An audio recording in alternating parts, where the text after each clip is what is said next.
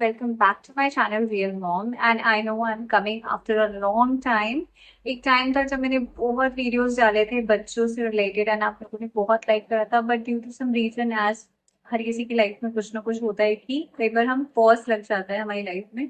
So being a dentist I was really busy with my work and अभी भी ऐसा है, बट आई रियली वांटेड कि पहले मैंने एज अ पैशन इसको शुरू करा था तो मैं इसको कंटिन्यू रखूं and I want your support guys please. Because कई बार क्या होता है हम किसी चैनल को जिसको बीच में छोड़ देते हैं तो दोबारा जब आप लोग उस पर वीडियोस देखते हैं तो यू फील लाइक कि पता नहीं अब आगे कंटिन्यू होनी हो तो let's not watch it, but ऐसा नहीं होगा। अब आपको डेली अपडेट्स मिलेंगे, वीडियो शॉर्ट्स एंड साथ ही साथ समर। अब I think when I used to upload he was just 3 और 4, नाउ ही इज 8+। और उसके अपना उसने चैनल क्रिएट करा है जिसमें वो फन ब्लॉग्स डालता है, तो आप लोग उसको भी फॉलो कर सकते हो, summer the genius. And today आज पहला मेरा फुल वीडियो आज पहली बार मैं बना रही हूँ काफी दिनों बाद।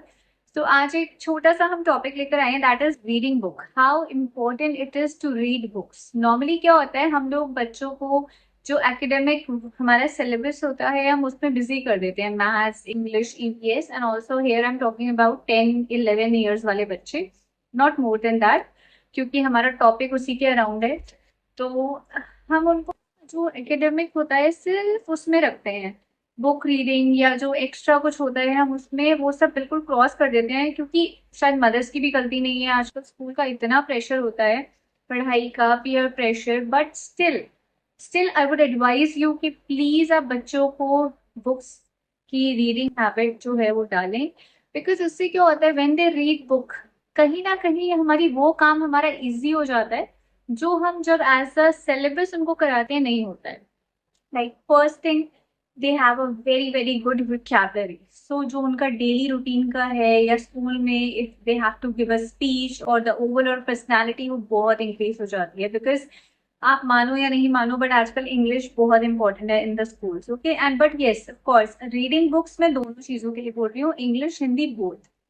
So first thing is vocabulary बहुत अच्छी हो जाती है। सेकेंडली स्पेलिंग्स, बिकॉज नॉर्मली क्या होता है when you read one book और any book again and again and some word is coming in front of you again and again, suppose dangerous है, बच्चे जब बार बार डेंजरस वर्ड पढ़ रहे हैं या एनी वर्ड, तो वो उनको कहीं ना कहीं सबकॉन्शियस में स्पेलिंग अपने आप उनको सेट हो जाती है एंड उनकी रीडिंग इतनी अच्छी हो जाती है कि you won't believe it, at a very younger age they can read the entire novel. Like my son is just 8 years old और उसको शुरू से अगर आप मेरे पीछे के ब्लॉग्स देखोगे, पीछे की वीडियोस, तो मैंने उसको बुक्स शुरू से लाकर दी हैं and he is so good at books कि वो प्रॉपर जो नॉवेल्स होती है comic novels like Dogman, Last Kids on Earth, he can read everything. And credit goes to continuous reading. मैंने उसको कभी एक एक वर्ड नहीं पढ़ाया, yes स्टार्टिंग में phonics वगैरह आप इंट्रोड्यूस करो, but then just let them read, गलत पढ़ रहे हैं correct them, let them read. So that is the best thing.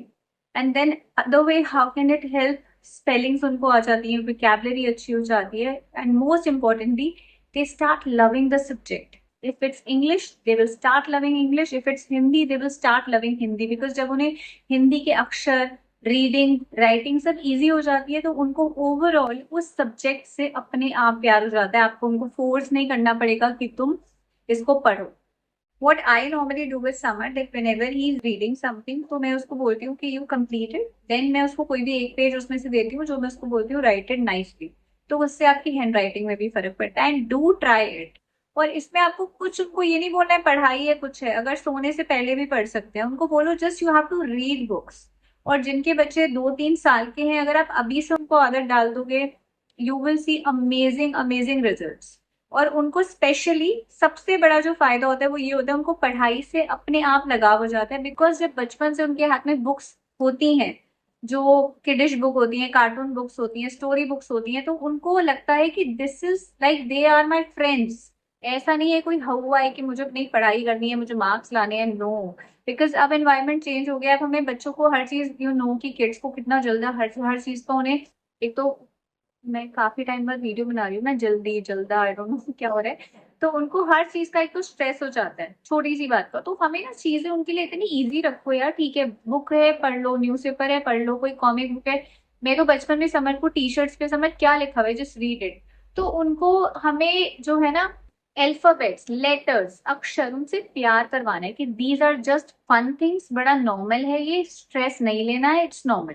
Same with maths, वो मैथ्स की भी मैं वीडियो बनाऊंगी, और मैं अभी आपसे अगली वीडियो में बुक्स भी आपको दिखाऊंगी कि कौन सी एज ग्रुप के लिए आप कौन सी बुक पिक कर सकते हो, बिकॉज मैंने बचपन की बनाई हुई है, बट अब 8+ की कौन कौन सी बुक्स हैं जो समर्थ रीड करता है, बहुत अच्छी हैं, जो आप रेफर कर सकते हो। But I would request you कि प्लीज चैनल को सब्सक्राइब करिए, दोबारा कमेंट्स करना शुरू करें। Thank you.